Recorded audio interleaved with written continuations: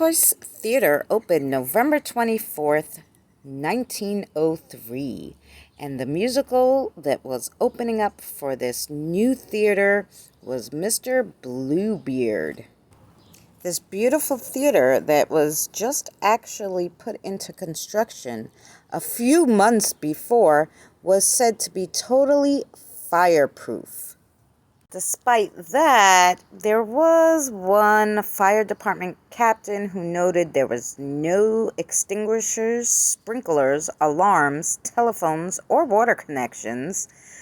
The commanding officer told him there's nothing that they could do about it.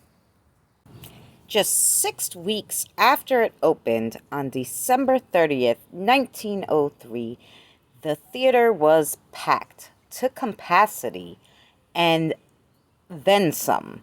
There was 1,600 people, but overflowing into the aisles with about 2,000 patrons. Most of these were women and children who were on holiday. During a dance number in the second act, a curtain was ignited by an arc light shooting out sparks. The stagehands were unable to quench the fire, which spread high above the stage. This then ignited some painted scenery flats above the stage. When it was much touted, asbestos curtain was lowered. It not only got caught up, but it was later determined to be composed of mostly wood pulp, which would have rendered it useless any old way. A huge fireball was formed when someone opened a huge door, allowing a blast of cold air into the building. The fireball was unable to escape through the vents, which had been nailed shut, and passed out into the audience. Although Foyer, who starred in the play, was heroic in his efforts to try to calm the audience, over 600 people died that afternoon, mostly mothers and school children.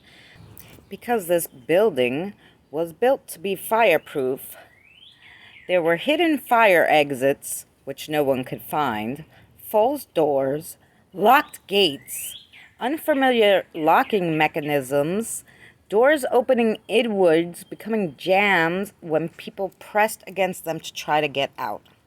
Many people made it onto the fire escapes that had not been finished and fell to their deaths.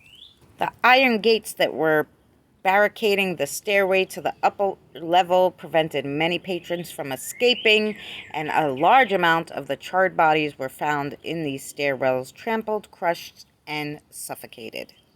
By the time the fire department had got there, it was eerily quiet, and the fire department started piling bodies up into the back alleyway.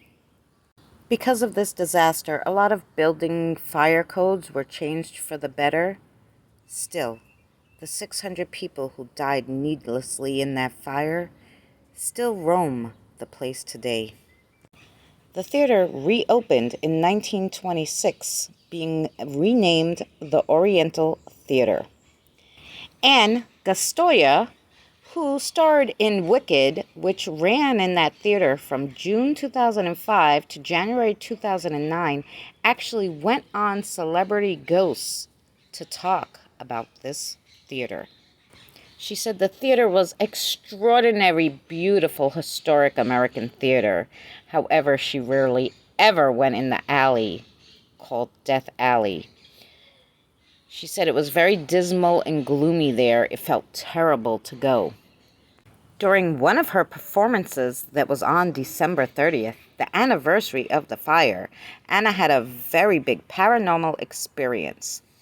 She was ending her second act where her character, the witch, was learning to fly. She flied high up into the air, and while she was flying, she noticed a lot of people in the wings, standing in little groups.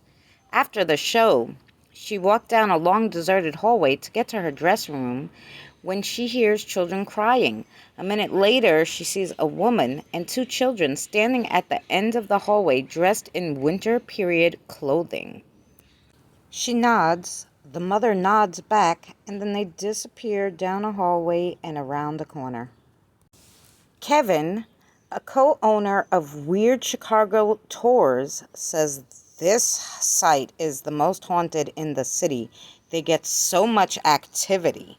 And by activity, he means photographic anomalies such as ghost-like images on photos taken in the alley and shadow people in the theater proper.